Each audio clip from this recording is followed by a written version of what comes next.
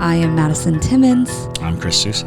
And we're paranormal specialists who live in the most haunted city on earth, Savannah, Georgia. Every day is Halloween in our line of work, so join us as we spin true tales of haunts, murders, and disturbing Savannah history.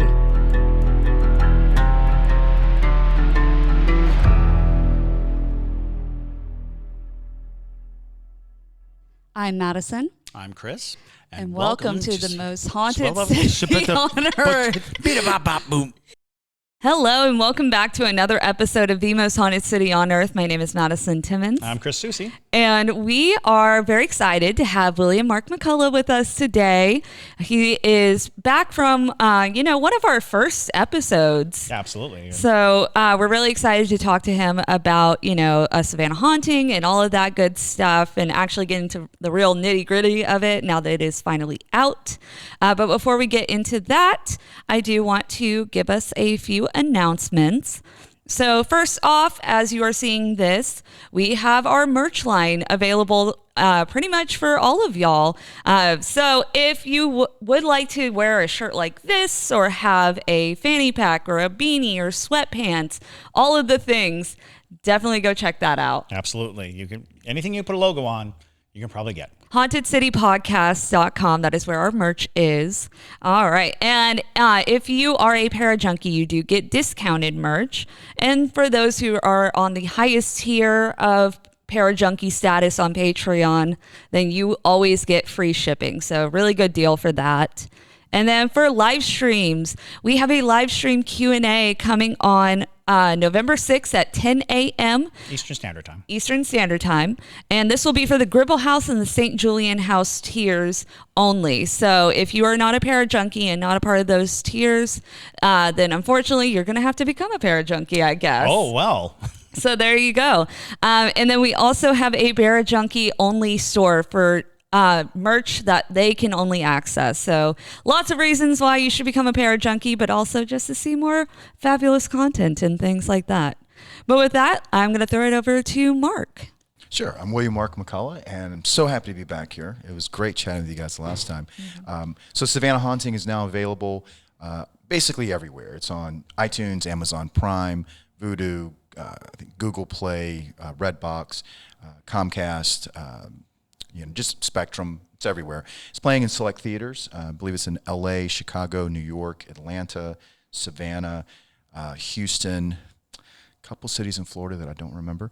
But it's easy to find. Just Google it, you can find it. But it premiered on Friday night, and super excited to talk about it today. Yeah, absolutely. I actually got a chance to see it on Friday night, and it was wonderful. It was an incredible experience, and it was a packed audience. So, there is something to be said about seeing it in a theater. So if you have the opportunity to see it in a movie theater, by all means, go out and do that, because that communal experience of being in a big room, watching a horror movie together, always great. Good gasps, good moments. But let's dive right into. Let me just say really quickly about theaters.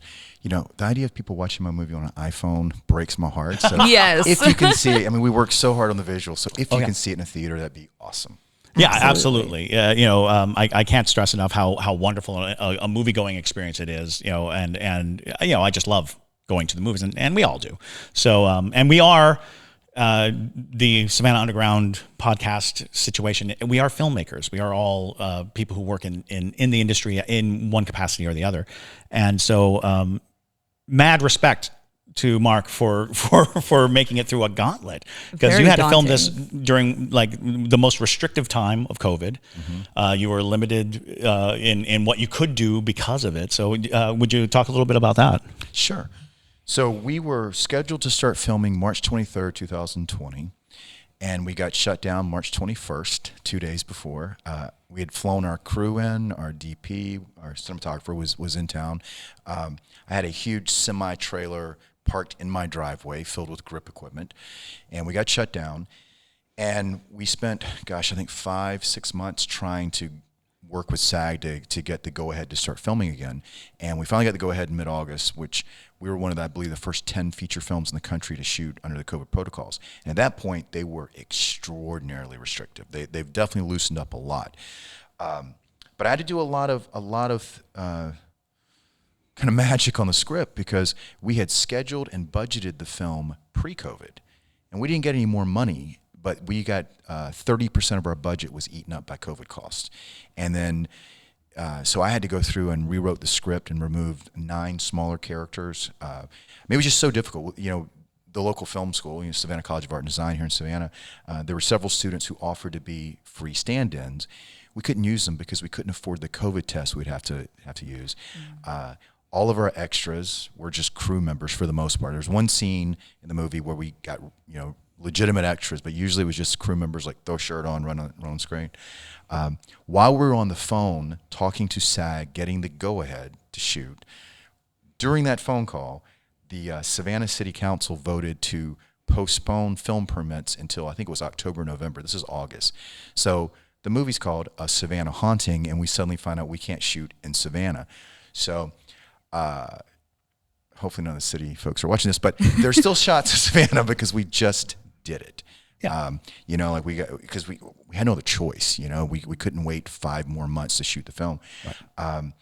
And we were just kind of the test bed for all these COVID protocols because no one knew how it was going to work, and it was the most difficult thing I've ever done in my life. And but I'll say this: we took extreme precautions. We did everything we could, and we didn't have a single positive case during the entire shoot. That's amazing. Yeah, absolutely. And were they limiting like how many people you could have on the set? Yes. So first of all, there was a 10-hour shoot limit per day, which anyone who's ever worked on independent films know that's considered a light day. And so we had planned on 14 to 15-hour days, but again, we didn't get more days. So we had to shoot all that we had planned in a short period of time, and then we were doing daily COVID tests. So we were losing our cast and crew throughout the day to go do these tests. So yeah, it was, everything about it was so difficult. There's a scene in the movie that we use a really cool place in Savannah called the Powder Magazine. Oh, yeah. And the city of Savannah did allow us to use this because it's kind of a private area, but we were only allowed to have 10 people total on the property at one time. Wow. That included cast and crew. And in the scene in particular, there were at one point 3 cast members, but 2 of them were underage, so they wanted their moms on set. So right off the bat, you've got 5 people that aren't crew, and so you throw in the DP, you throw in me, and anytime a new person had to come on set, we literally had to take one of the people off set, and there was a city official standing there making sure we only had 10 people there. So it things like that were just so hard, but it made us be creative and think outside the box. So in some ways, I think what we ended up with on the script is a tighter, more focused story. We had some what I thought were really cool kind of side stories and some interesting smaller characters, but like I said, we got rid of them, and I think it's probably in the long run for the best. Yeah, it's amazing when you're given limitations that's when creativity has to kick in. Absolutely. So not only were you the director, but you were the writer. You wrote this based on experiences that you had and experiences around your house. This movie is based on true events. That it inspired by events that people. And when you watch the movie, you'll actually see some documentary footage of people expressing what had happened to them. Can you talk a bit about the process of taking the story as you know it and as you felt it and transforming it into this narrative, film? Well, first I'll say it's so interesting talking to you specifically about this because, as you guys I'm pretty sure know, Chris is a writer, and so not only did you come to my house multiple times to do investigations as an investigator, I sent you the script to get your feedback on it before we started shooting, so it's very cool to kind of come full circle and be talking to you about it now. But, I had all these experiences, my family had all these experiences that were scary, supernatural, creepy or what have you. I knew from the very beginning that I didn't want to do a story about the actual people in my life who lived in the house because, they're just...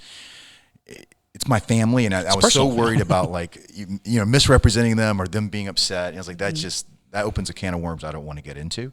So I knew from the beginning I wanted to create a fake, characters to drop into this environment. But I literally sat down and just started freeform writing all the stories of the creepy things that happened in the house. Just kind of getting those into my mind. And my writing process, I basically get a stack of yellow notepads, and I just start writing. And I always start little paragraphs with "what if." Oh, So that way I don't get locked into anything, right? I just and I write. So my writing process, I spent a couple months just writing things down in notepads.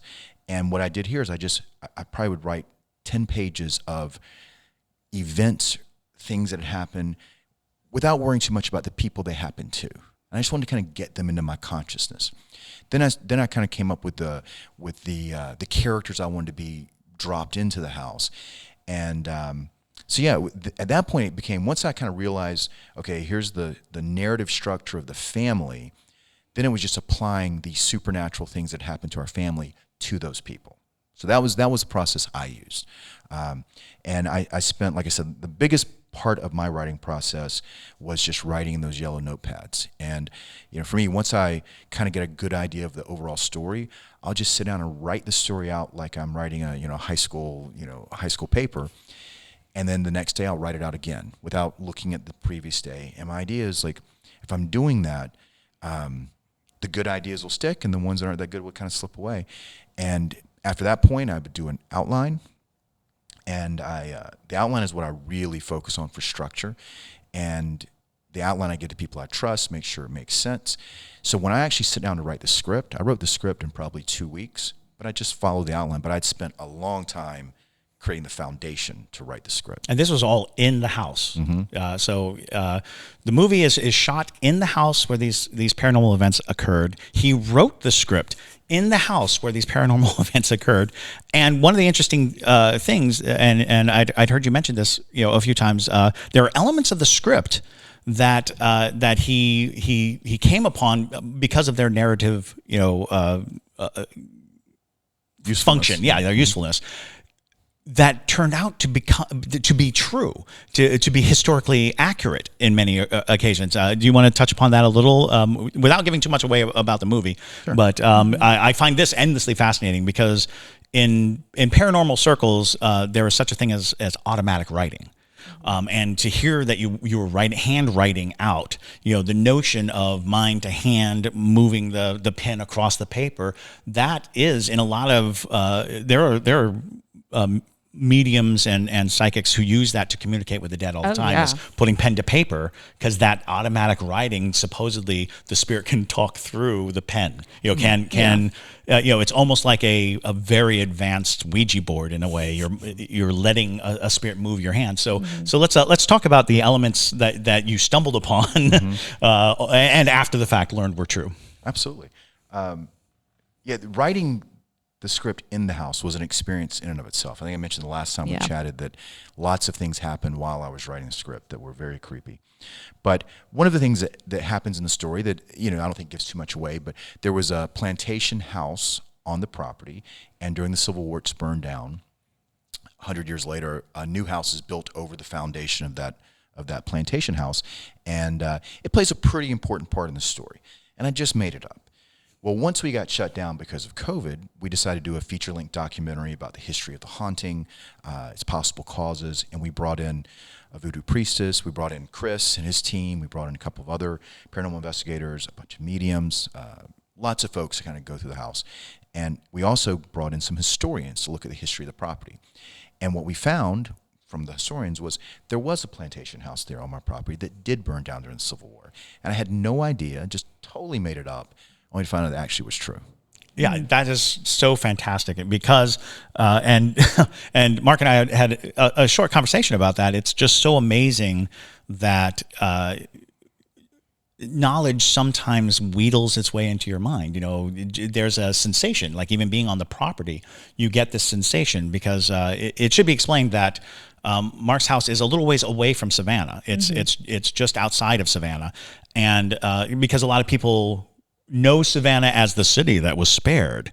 However, nothing in its path was, nothing was. And what was even more intriguing is when you start to really look at the histories, because, and I'm not sure that this was Mark's house, but I do remember hearing tale of plantations that the owners destroyed, burned down before the soldiers could arrive. And in those instances, a lot of times they burned their slaves along with them alive because they were like, we're not going to free them we're not going to do these things. And those are the kinds of stories, as far as historic evidence, it's very hard to come by, but that's like word of mouth stories. And I always thought the plantation in question was like in the Georgetown area. But upon hearing this, I was like, oh, that's really interesting, because I've heard tell of that kind of event, and to have you unearth it, it's almost like it was something that was just in the air. Yeah. Or absolutely. It was just a subconscious knowing of sorts, or it could have just been something that was, it could have been a spirit of the house who wanted that told, and they kind of just like planted it on you, and we're like, he'll just think it's him, and that happens to people sometimes. There's so many different cases of people feeling like they know something, but they don't know why they know it. It's kind of this claircognizance sort of thing. But very fascinating that it was able to be proven, because that is the hardest part of it all, is to actually prove that it happened. Right. Well, and that's just it. There's an amazing event in a lot of people's haunting experience where a spirit goes from being terrifying and oppressive to being very calm and almost kind and welcoming, and that is, the spirit has an agenda. The spirit wants something done. And when you can serve the spirit, when you can do something for the ghost, I need my story told, I need something happening. Once that happens, the spirit then becomes an ally. And you hear this a lot, like, the spirit is very scary, but once you do what they want done, because they're desperate at this point, they're hoping that someone will validate their experience or their life or give voice to them. Once that happens, you run into this elation. You run into you've served the purpose that I was pressing you for, that I was desperately trying to get you to do. And we talked about this the other night. Now that this movie is out and it's up, you find yourself kind of in a world of open doors and a schedule that seems to work really to your advantage, abnormally so, right? Right, absolutely. Yeah, it's I make my living as an actor, and our biggest obstacle often is scheduling, because you're working on one TV show and you get offered a role in a different movie or TV show, and the schedules don't match. And literally the last 10 weeks, I worked on a TV show, ended on a Friday. I started a new TV show on a Monday, worked for several weeks, ended on a Friday, started a new TV show on a Monday, so on and so forth. And then I just found out on Friday that I'm pinned, which is a technical term for, you almost got it, for a big TV show to start next week on Monday. And it's just like, that is unheard of in the acting world, but I think it's absolutely true. It's like, as we're, like you said, giving voice to the things that are in my house, I think it's just a little way of them saying, thank you. Yeah, absolutely. And that's just, it's like the kind of thing that you hear a lot, is that once you find out the reason of the haunting or the desire of the spirit, and you can facilitate it, suddenly, almost supernaturally, your luck changes. Your not just your luck, but your emotional states, your this relief in the house. A lot of people have that sense. For instance, people who get their houses blessed or have that exorcism experience of a house, there's a moment that goes from oppression to elation. All of a sudden, oh, I can breathe. Oh, this is amazing, and it's because in a lot of cases, the spirit wants some recognition of their passing, and you bring in an iconic personage, a priest or something, to bless the house or to give the house this sort of overlying, because some people think, oh, you're driving the spirit away. Well, you might just be giving the spirit the rest it needs, the recognition it needs. Somebody is taking it seriously in that case. So it was funny because I had gone to the premiere, and I went to a little after party, and we got to discussing it, and it was one of those things where I was like, wow, that all makes sense. You wrote a story about a troubling issue, right? and a troubling scenario, and then once it's on its legs, once you're no longer really pressing on it, the doors opened. All these doors open. Yeah. Absolutely. Well, and that happens a lot of times, and even the activity levels can change in a place when you have something like that. Like I know Jim, y'all know Jim, my house spirit. When after I had that dream of his murder, because I don't know if you heard this story, Mark, but my house spirit, he was an elderly man who was murdered in my house, and so his murderers were never found, and probably a couple months into us living there, basically I had this dream where I was him. I was in his position and I lived through his murder, which was very brutal and very graphic. And JT is like hearing me scream in my sleep. So he's like shaking me, like waking me up. He's like, Madison, are you okay? And I look over and he's standing in the corner of our room. And we'd had a lot of activity going on in the house. But after that dream, it changed. And he kind of was just, it was just a peaceful energy. Whereas when we first moved into the house, it was like, ugh, aggressive. Like very, people, like you could feel it in your chest when you walked into the house, like something bad happened here. I thought it was the previous owners, but it wasn't, it was him.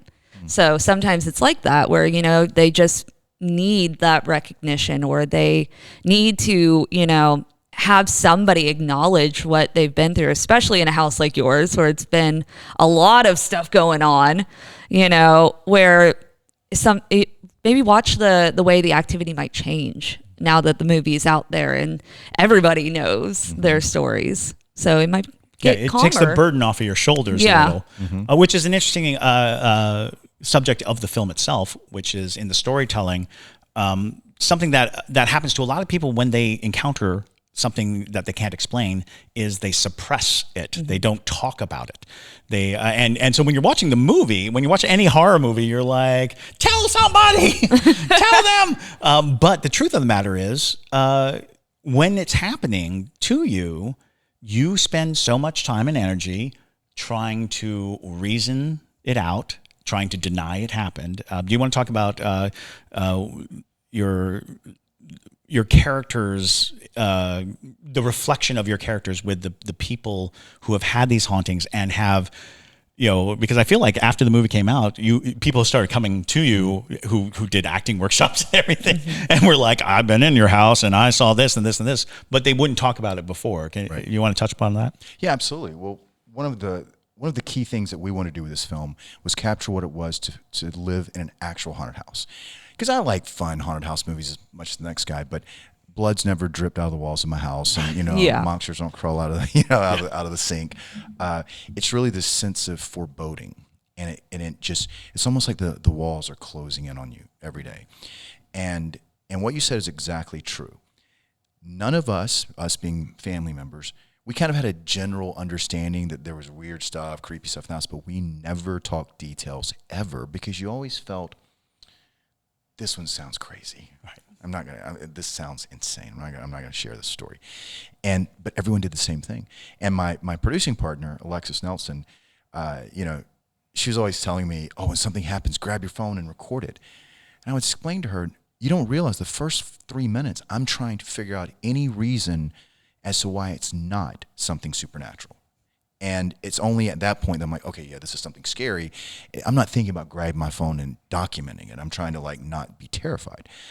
So I wanted to make sure that the characters in the story reflected what I saw real people do, which is they keep their mouth shut because they just don't know. And there's a point in the story where the mom, Rachel, does finally come out and bring it up. And it goes badly for her, and she looks terrible. And so, again, she shuts down. And I think that is something that everyone who's actually experienced a supernatural event who is afraid of speaking out about it, what happens to her is their fear, that they will literally look insane if they share the stories. And that's, the condition of our society. We run a paranormal podcast, and people have been, coming out of their shells about experiences they've had, but you have to provide a safe space. And the truth of the matter is, the vast majority of the world is not a safe space for this kind of conversation, because even stepping into the realm of the supernatural opens you to ridicule. It opens you to, people who either have very specific and set ideas about what it is, or people who just flat out deny it entirely. And then you're at their, unfortunately, you're at their disposal. They get to judge you, and usually very harshly, because you are challenging their beliefs. You're not just challenging the credibility of what's happening. You're literally stepping into their faith and into their belief structure and into how they function by saying, oh, I saw somebody who was deceased walking around my house. And the moment you start treading into that area, people get very defensive. They're yeah. very quick to try to shut you down and tell you that's not true.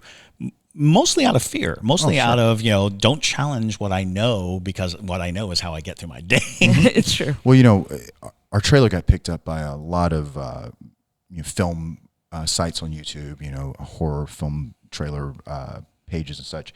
And I was just kind of scrolling through them and looking at comments. And the number of people who would comment that, oh, this is BS, like there's no such thing as hauntings, there's no such thing as spirits or ghosts. And I'm just like, well, come visit. Yeah. Right? Because I've had lots of people come to my house who were not believers in anything supernatural, and it did not take them long to change their mind. I've got a great friend who I've known him for years in LA, and you met him. Chuck. Yeah. Chuck's a great guy, and Chuck moved to Savannah, so he was staying with me for a little while till he got him figure out where he was going to stay here in Savannah. So was not a believer in anything supernatural. And about a week into him being at my house, he comes to me and he says, Mark, I don't know what's going on, but every night about midnight, my bed starts to shake. And he started hearing things and things moving. He hears the footsteps, he hears the walking, he hears everything. And something he started doing, which I thought was really inventive, is he has an iPad, and at night he plays little girl TV shows, like on the Disney Channel or whatever. And he says he feels like it calms down whatever's in the room. And I thought that's a cool kind of thing super. to do. That's a smart That belongs in a script somewhere. Yeah, Yes. exactly. But yeah, lots of people don't believe. And here's the thing: I didn't, like I said the last time, I've always looked at myself as kind of agnostic when it came to these things. I was certainly not a believer, but I'm also, I can see what's happening in front of me, and I still say I don't know what it is. I don't know if it's deceased human beings. I don't know if it's demons. I don't know what it is, but I know it's things that can't be explained, at least not with the knowledge we have now. But it is funny to see people who have no idea and they just out of hand dismiss it. And I'm like, well, that's fine to do. Yes, Absolutely. I love the internet comments that are like, there's no way that happens. Or my favorite one that we often get is, why is there never a video? And like how you said, I have videos. Oh boy, there you true. go. And so, like how you said, Alexis would say like, well, why didn't you take a photo? Like pull out your phone or things like that. It's exactly right. Like you're not thinking of being, wanting to capture these things, because a lot of the photos and the videos that we have as spirits are by accident. People aren't going around, being like, that's a ghost. Hold on, let me pull out my camera, so. Well, we're working on the documentary, and some of the things we have in the documentary are security cam footages from the house. And I used to have cameras everywhere, and I took them down because I kept seeing so many terrifying things that weren't people breaking into my house. And so a couple weeks ago, one of our editors who's working on the doc uploaded one of the security cam pieces. We found this later. Uploaded it to some website, and he wanted advice because I learned later that since he started working on the documentary, weird things started happening in his house to him and his wife in LA. And so I guess he was trying to get feedback on, has this happened to any of you guys before? And so he eventually told me about it, and I checked out the site and the comments. And it was just so funny when people were like, oh, this is obviously, this guy's an editor, it's just made up, whatever. I was like, he's an editor, not a visual effects guy. Yeah. But it's so clear. I won't give away what's in the video, but I have lots of I won't call it proof, but I have video evidence of things that cannot be explained. But still people would comment on, oh, this is obviously fake. And I'm like, talk to the security cam company, right? I guess, I don't Exactly. know what to tell you. And it is that trade of, to those who believe no explanation is necessary, to those who don't, no explanation will suffice. It's just a fact. You can't alter a person's belief with evidence. It's only experience. Experience is the only thing that truly gets people to at least reevaluate what they're thinking, because there's a lot of evidence out there. There's a lot of things out there, a lot of film of footage, but in the end, it is. And again, coming back to the film itself, the notion of being inside a haunted building, and the characters themselves are not spiritually aligned to accept this reality. So that gives you an idea, a notion that, it takes great influence to alter your thoughts. You know, something has to happen at such a level that if you show up with no belief, what does it take to make you believe? And the movie illustrates that pretty well, that, you know, you can explain away a lot and you can address a lot. Everything from, you know, mental illness to exhaustion to, you know, the processes of the human mind.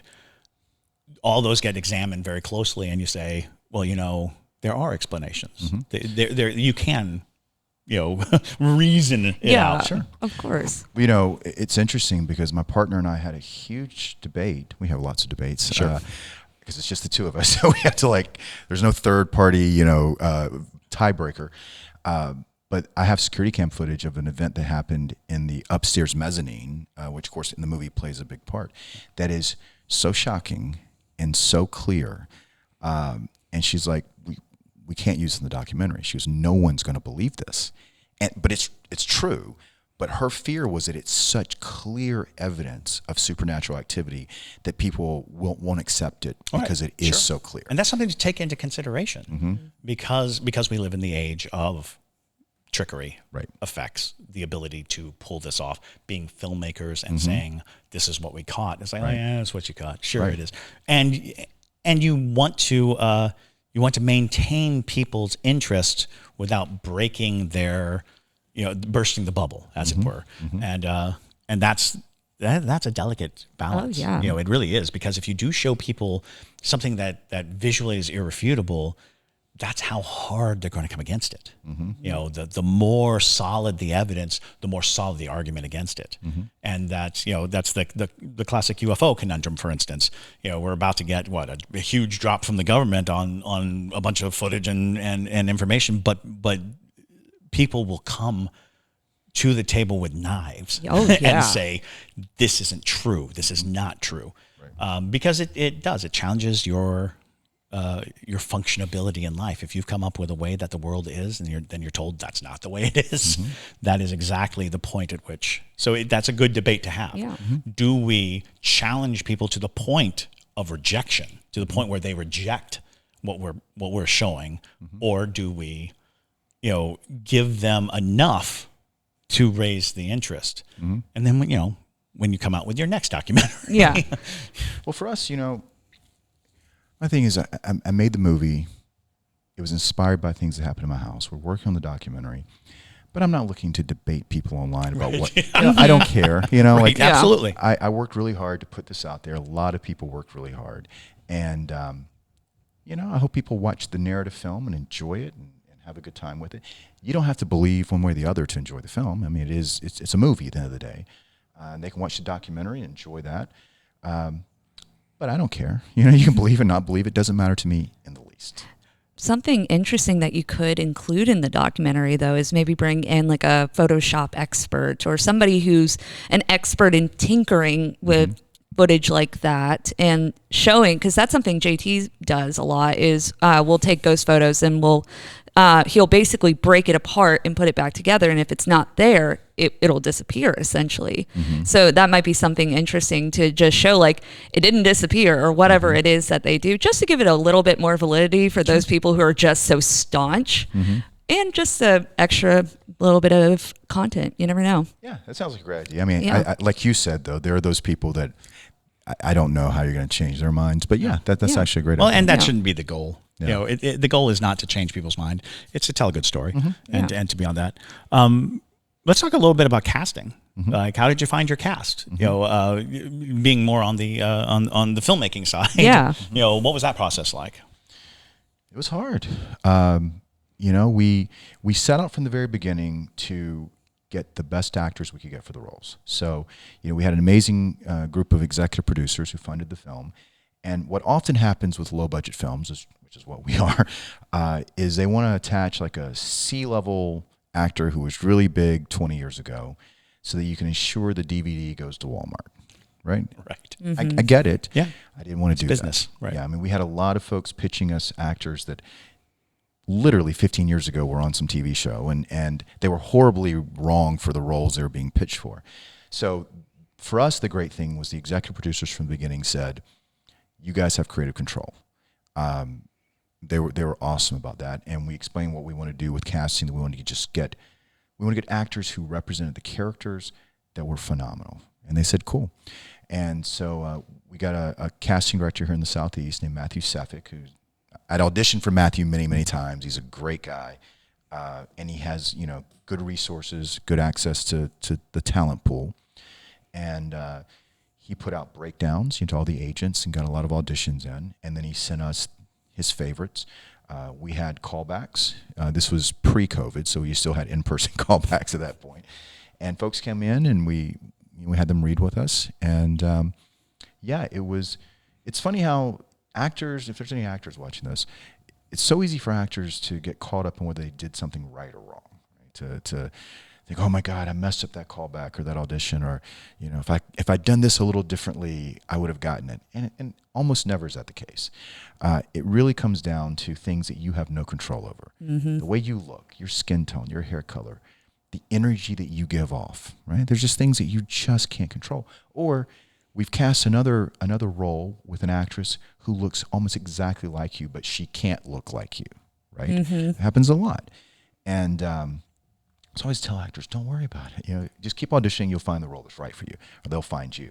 But yeah, that was the process. We just literally, our cast director went through hundreds of audition tapes, and then we had callbacks, and we found the people I think were perfect. Now, what's interesting, we had an actress who was cast in the role of the grandmother, Vanessa's mm-hmm. grandmother, and she had to back out just a couple of days before we filmed. And we replaced her with Simbi Kali, who I didn't even realize that. We watched her audition tape. She had not submitted an audition originally. She submitted when we lost her actress, and she was phenomenal. So we cast her, and then I just look her up and realize she was a series regular on Third Rock from the Sun, which was one of my favorite comedies ever. And so I got to play fanboy on set. She's playing this super intense, like really intimidating character. It's kind of a little creepy and scary, but in real life, she's just an absolute sweetheart. But it was me playing fanboy and trying to direct her, which was kind of fun and interesting. But that was cool. All of our actors were phenomenal. I mean, we have two little kids that were in the movie that were such a joy to work with. I mean, I think they do a really great job in the film as well. But sometimes it's not easy to work with children on set, and both these kids were just amazing. And then all of our cast. I mean, the mom played by Jenna Shaw was phenomenal. I mean, the arc she goes through in the movie is just mind blowing. She won a ton of Best Actor awards, Best Actress awards, I guess they're still calling that, around the world. And that's something that you rarely see from horror movies. Yes, absolutely. Mm-hmm. And that's a good point. Is this horror movie is not typical in so many ways. So when you're going to go see it, it plays out with this very amazing core of family dynamic and issues that are without supernatural connotations, very difficult for families to go through. So it does play out really heartfelt throughout, with a thrilling climax. And then but again, worth noting is what's your take on creepy children? Because we talk about this a lot. Children are creepy. So they're very creepy. Children are very creepy. This is definitely not spoiling because the poster. Yeah, right. There is this featured child girl ghost. Now that seems to be an experience in your house, right? Mm-hmm. That people have remarked on a lot. Can we talk a little bit about the experiences in the house that led to the creation of that character? Yes, that character is an interesting one because at the risk of sounding crazy, I've had a little girl following me for years in different locations. It started when I was in college. I'd wake up and there'd be a little girl standing in the corner of my room. When I was living in LA, I remember I was sitting there one day talking to a friend, and she kept most of my apartment was kind of behind me. She was against the wall, and she kept looking over my shoulder, kind of going back and forth. And I was like, what are you looking at? And she says, I don't want to freak you out, but I just see a little girl running back and forth across this room. And then my roommate at the time was Chuck, who's now in Savannah. He woke up one night, and I heard him yell. And he's a big dude, burly dude. He's not the kind of guy who wakes up and starts yelling. But he said he saw a little girl in his room. And it's interesting because so many people have either seen or heard a little girl in my house. People who have visited, family members, you hear whispering, hear laughing, hear crying. But personally, I would rather see a 10-foot tall tentacled monster versus a little 7-year-old girl standing in the corner. Absolutely. Way scarier to me. Way scarier. And that actually touches upon something that we talk about in this podcast a lot, which is people are more likely to be haunted than places. Spirits will attach to a person, and that's when you get stories of when I lived in LA and when I lived here and when I lived here, the same spirit, the same entity seems to be around, and wherever you've collected it or picked it up, definitely becomes lost in time, because sometimes you can't pinpoint when it started or where it started. But when a spirit does attach itself to you, oftentimes it is looking for the opportunity and the ability to show up. So like you bring a spirit into a house like your house now, that place is exuding an energy that can amplify a haunting. And so a lot of people, when they experience ghosts in a place, they may not be experiencing the ghost of the house, like somebody who lived in the house or somebody who had something happen to them in the house. The manifestation is a spirit they picked up somewhere else, but now the energy of the house is giving them voice, giving them, ability to be seen. So that is an interesting side note, is you're followed around by a little girl ghost, which, I am sorry. Yeah, seriously. That's not something you want to do. But one of the most common ghosts in Savannah as a whole is, the little girl in a white dress, the classic. And then to extend further, it is obviously something that is in everyone's present in everyone's mind, is the little scary girl. Because, Stephen King capitalized on it. The Ring series in Japan capitalized. Japan has a very scary series of little girls. Oh yeah. The little girl who waits in the bathroom for you. I do not like that. No bathroom ghosts. Yeah, we've talked about that. Hashtag no bathroom ghosts. But that's very fascinating that and you were able to kind of corral that into a story. And when you watch the movie, you'll see that it's no joke, because along with creepy child ghosts, there's also creepy dolls. When you marry the two, you're really dealing with something there. There is a creepy doll in your movie, and so the question is, and a lot of people don't realize this, like Annabelle, the one of the most famous creepy dolls of all, the Annabelle in the movies is not in any way, shape, or form the Annabelle of real life. The Annabelle of real life is a Raggedy Ann doll, which is even creepier. Which makes it creepier in a lot of ways, but because we consume horror in a very specific way, we get these hyper done creepy dolls. Was there a doll in real life that corresponds to the doll of the movie? Yes, it's from my childhood. My great-grandmother had a doll that looked very similar to the one that's in the film. And I remember it was in the room that I would have to stay in when I'd visit my great-grandmother, and it terrified me. So there's no doll experiences in the house, but the doll experience was from my childhood. Right, because we've all experienced it. We've all been in a room with a doll in Midland. Why is that here?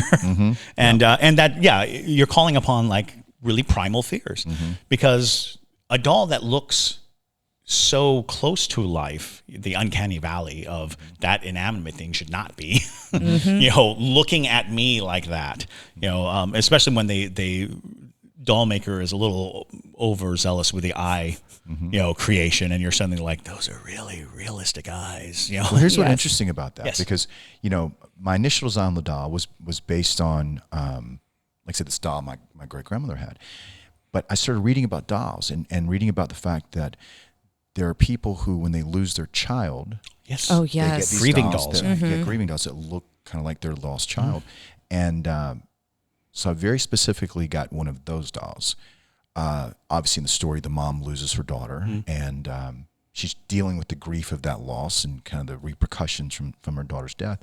But I wanted a doll that looked like it could be her daughter. Right. No, it's brilliant. And when you see this movie, there is this kind of immediate recognition of that, because a doll used to be the focal point of grief is going to carry with it a lot of issue. And so when you have a doll that is so lifelike, but obviously not, it does. It gives you the heebie-jeebies. And if you've never met a grieving doll, I say met because they all feel like they're alive. But really we actually used to have one of those here at the theater. Back in the early stages of the theater, we had an Alice Riley scene. So we had bought a grieving doll for Alice Riley, and that thing was horrifying. They're rubbery, and so it feels like, and they got some weight to them, so that it feels like a baby. It's just so bizarre.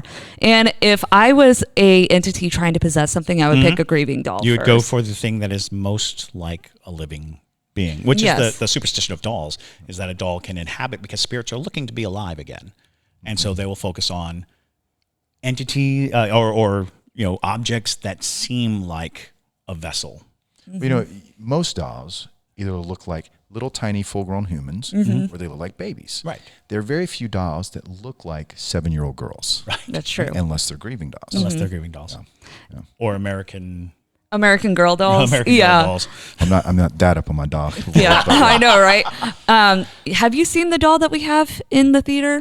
No, thank you. Oh, yeah. It's actually the doll from my childhood. That was my great-grandmother's. That was passed down generationally, eventually got to me. It's haunted by something. I don't know what it is, but... And we brought it here. Well, JT brought it here because it lived at my parents' house for the longest time because I hated it. It always watched me. Its eyes would move. It moved around the room. And when we brought it to Savannah, I had it in my trunk, and I got into 3 different car accident sort of things within that month of having it in my trunk. And so essentially it wasn't like anything that was going to hurt me. It was just very big nuisances. But eventually the doll got moved here, and now it lives on top of JT's office. And so it can watch everybody because it likes to see things, but nobody has to be around it. But weirdly enough, about a week ago or so, it moved from up there, and you have to get up on a ladder to get up there, and it moved to the demon room. It was behind a lamp, and it was facing the wall. None of it. And I came in, and I walk in, and I was like, that's weird. Why is it down here? And so I asked our set designer, I was like, Shelby, did you move the doll? She hates this doll. She's like, no, I didn't move it. Why is it there? And I'm like, I don't know, but it's over there, and you got to put it back. So you got to touch it. You have to touch it because I hate this doll. Can't stand it. So yeah. So what does your doll look like from your childhood? Because mine has a christening gown on it with bright blue eyes, and I feel like usually people describe them when they that are kind of like that when they're from the great grandmothers. Well, the thing that stood out for me with my great grandmother's doll was it was made of porcelain that was old and cracked. Oh, and so God. it was all these cracks in the glaze in the face, and for some reason the eyes were black. I don't know why. And so that's what stood out to me. And she had it sitting on this dresser in the bedroom. And I just remember every night I'd lay there, it just terrified me. So yeah, that was really, when you see the movie, you'll see that our doll has those cracks in her face and has the black eyes. And my grandmother's doll was an actual doll, right? A baby doll, right? So it's different in that respect, but that was the inspiration. But you're getting that inspiration, yeah. Absolutely. When we were working with the production designer, it was I literally showed her pictures of my grandma's doll. I was I wanted to. These are aspects of this that I want reflected in our doll for the movie. Yeah, it's an effective prop. Yeah, it definitely makes you think twice about ever encountering. Anytime you throw a doll into a horror movie, it's going to elevate it just a little bit at least. So I actually haven't seen the movie yet, which is I'm seeing it tomorrow, which will be Halloween Day for those of you who are watching this because it'll be after Halloween. So I'm very excited to see this. I've only ever been able to kind of collect the story because I know about your house and whatnot, but only able to get bits and pieces of this. So I'm excited to see it all come together and see this horrifying great-grandmother doll, grieving doll. Well, I look forward to hearing your feedback. Absolutely. Well, this has been fun, and we're happy to have you back. Well, thanks for having me, guys. I had a blast talking about, I was mentioning to Chris earlier, our film did a bunch of film festivals around the world, and we're very fortunate to win a lot of awards. And they would always do a Q&A after the movie. and no one ever asked a single thing about the movie. All they want to know about was the true haunting at my house. It's like, it's nice to talk a little bit about the actual movie that we spent 2.5 years making. So. Absolutely. And worth mentioning that there is a documentary forthcoming that will cover that. And, Yes. and we'll have you back on. Yes, for the documentary. When the documentary comes on. And of course, the documentary is exclusively about the true events and the real things that inspired the movie. So yeah, it's nice to take a step back and say paranormal events can inspire you. Paranormal, anything that inspires you should be explored, and things that scare you can inspire you. So you can go and create art out of your fear. So take your trauma and don't go to therapy. Save your money and put it into a film. That's the key that here. saves money. Making movies really saves money, right? It's very Absolutely. easy. You have lots of free time. It's great. Yes, you won't agonize over it at all. No. Absolutely not. And then you won't be haunted by bad reviews and user Yes, and TikTok abuse. and TikTok abuse. Or people online saying, "Where's this house at?" Yeah. Oh my I God. live in this to hunt house, it down. yeah. You will not know. Yeah. So It is about 2 hours south of Savannah. Exactly. yes. Gives random geolocation. It sends you to It a was cow originally farm. called a Statesboro haunting. Well, awesome. Thank you again, Mark, for taking your time out to come and hang out with us for a little bit and talk about your movie and whatnot. So Well, thank you guys for having me. It was fun. absolutely. So y'all definitely go either see the film in person if you can. I know a lot of you are out in LA and New York. So if you're able to do so, definitely go watch it in theaters. If not, go stream it, have a movie night, get spooky, do all the things. And if you go to savannahhaunting.com, it'll list all the cities and the theaters that it's available and all the various digital platforms you can watch it. There you Fantastic. go. Perfect. Well, awesome. So we're going to go ahead and wrap things up. If you don't already follow us on TikTok, make sure to do so at the Savannah Underground, and also go follow our new Instagram, The Most Haunted City on Earth.